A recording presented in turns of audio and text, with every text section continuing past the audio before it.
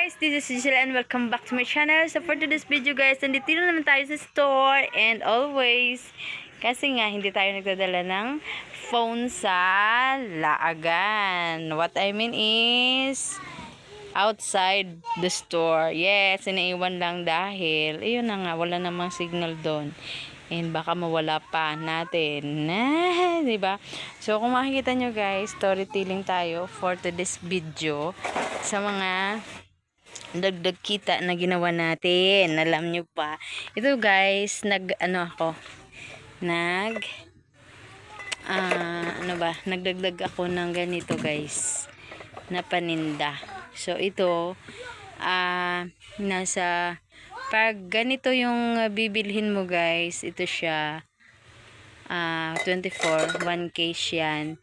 Abot siya ng 1.5 dahil wala tayong ganito. Pero kung meron ka na nito guys, nasa 500, nasa 400 plus. Yes guys, so medyo mahal ito. Nasa 60 plus yung itong bato lang guys.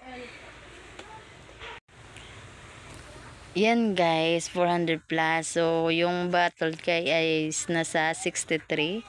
I think basta wala tayong calcio guys. Basta ganun lang. For ano lang and for sa mga ganung bagay. So ngayon guys, dahil nagkamahal-mahal ng lahat, so siguro maapektuhan din to, hindi natin alam. 'Di ba? Maapektuhan talaga to guys. So sorry na lang kung lalaki naman tong presyo nito guys, hindi. So ito guys, yung capital natin pag isa lang 17. Tapos itong blue, tapos Fiesta Gas ito.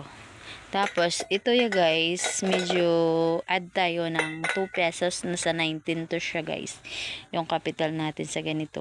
At saka ito. So guys, sa ano na naman, bakit may mga ganitong color? So sa color na ito guys, medyo kamahalan ito siya guys. Plus 2. So plus 2 tayo guys. Ito is 20. Ito ay 17, ito ay 19. So plus 2 lang tayo guys. Halimbawa, yung kanyang kanyang bottle is ganito. Ay, no. Yung bottle niya is ito. Tapos, yung ating merong laman is ito. So, ito yung ibigay natin sa kanya. So, magbayad lang siya ng 2 piso. Yes, kasi medyo mahal to. And then, medyo kamahalan to siya guys, sa botilya. Sa pundo, kumbaga, ang price ng empty bottle nito ay iba sa dito guys, no.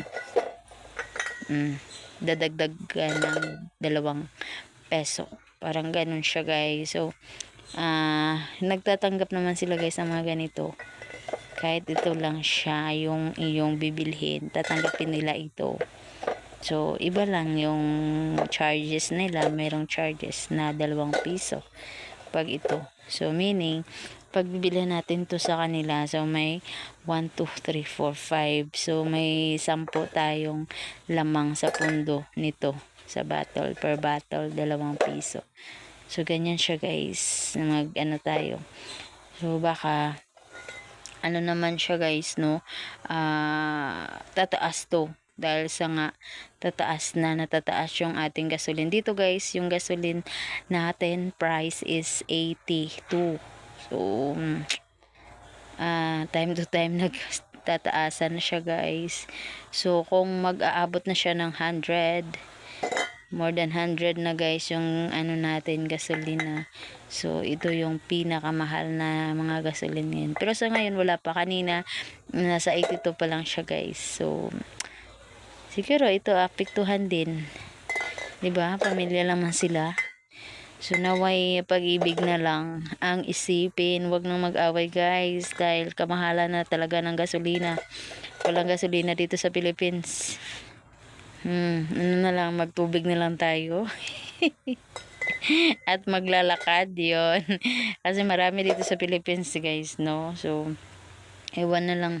Sana'y ganun ba? Sana'y pag-ibig na lang ang isipin ng bawat isa sa mundo, 'di ba? Parang walang away. So tayo magmamahalan na lang para hindi na tayo magkaroon ng price increase. So update tayo guys sa mga babaan ng mga presyo ngayon guys. Sobra na guys. Sa mga babaan, nagtataasan na. So unang nag-deliver sa atin ay yung mga soft drinks. Soft drinks pa lang. So kasi yung before siya, nag-update ng mga sakaan, pagtaasan ng mga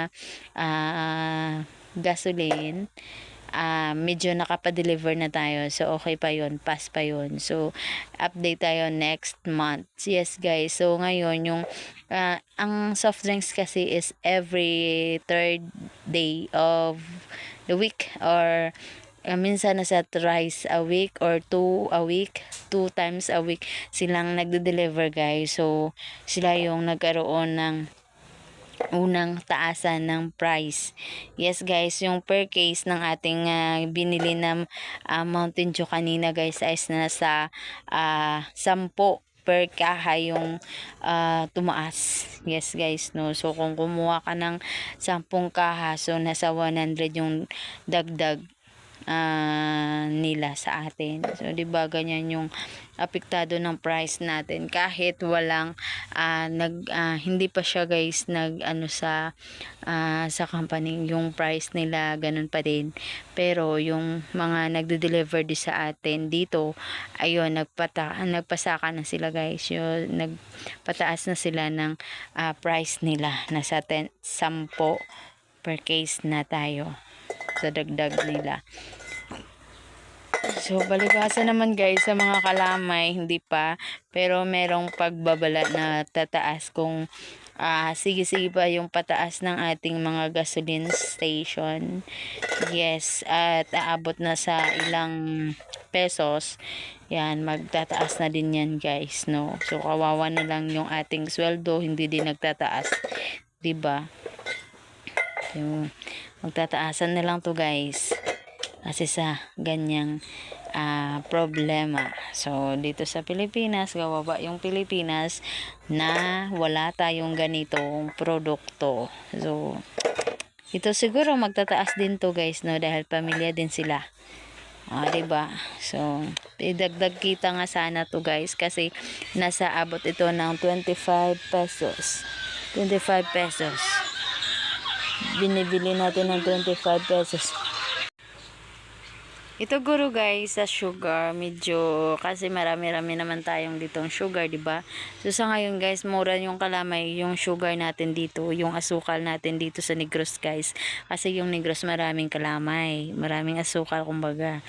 Yes. And pero dahil sa gasolina, ewan ko na lang guys kung tataas talaga, apektado kasi sa kasi sa tawag nito, sa transportasyon. Yes, sa transportation guys na kinakailangan i-consume ng gasoline. So meron tayong delivery ng soft drinks kahapon, nagsabi na sila guys,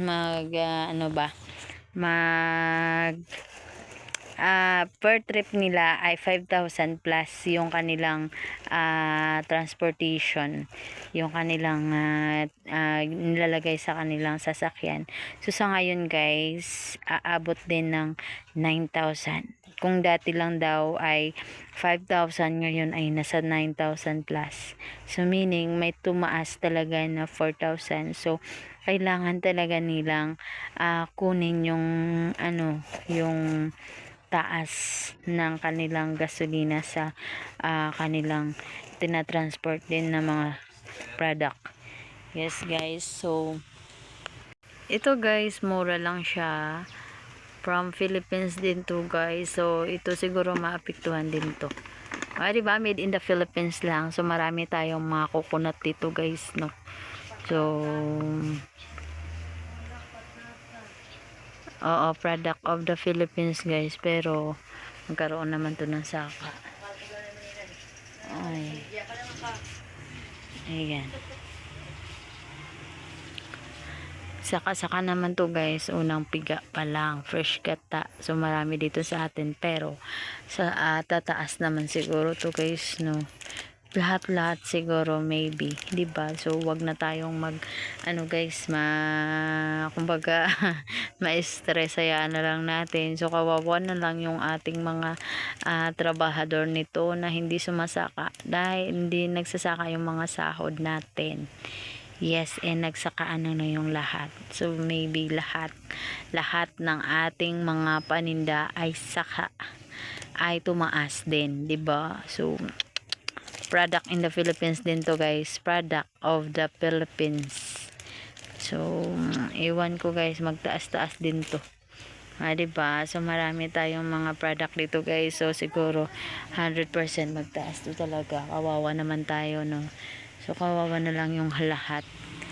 So wag na kayong mag-away, please. Yes, wag nyo nang sirain yung mundo, kasi sa Pilipinas ay save Mother Earth daw. So nag-tree planting yung mga estudyante dito sa bukid. Yes guys, merong mga tree planting dito, at saka yung mga mga local government na mga officials ay nagte-tree planting guys. So bakit kayo ginagawa yung sinisira yung mundo? Lagi kayong nagsasaboy ng mga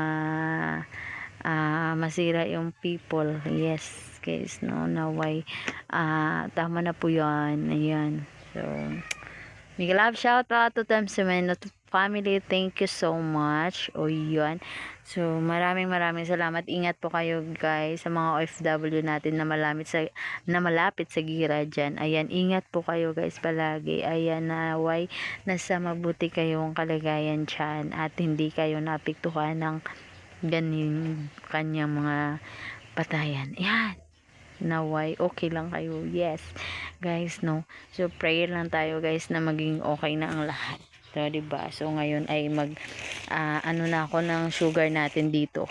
Made in the Philippines in Negros Occidental. So dito may mga milling din dito guys. So medyo pasira na yung ewan ko pa kung kailan pa magsira. So marami pa kasing mga dito guys, mga sugar cane na tinitira nila para ayan, mabubuhay pa tayo. So kaso nagmamahala na talaga, bumaba ng sugar, tapos dito guys bumaba na, tapos tumataas yung iba. O diba, kawawa naman yung mga planters natin. Diba, na mga small planters gagaya natin. Diba, so sorry na lang talaga, tayo ay maglalako na lang ng paninda natin sobra. So kung konti lang yung saka, so hindi na ako, kung konti lang yung taas, so hindi na tayo magpapataas medyo guys, no, dahil naawa naman tayo sa mga customer natin. Pero kung minsan kung check na naman natin yung price natin bago naman guys, check natin kung uubra ba yung pagtaas ng sweldo sa pagtaas ng petron, sa pagtaas ng ating gasolina, sa ating price. Kung okay lang din guys, so wag na mo lang muna tayong magpataas.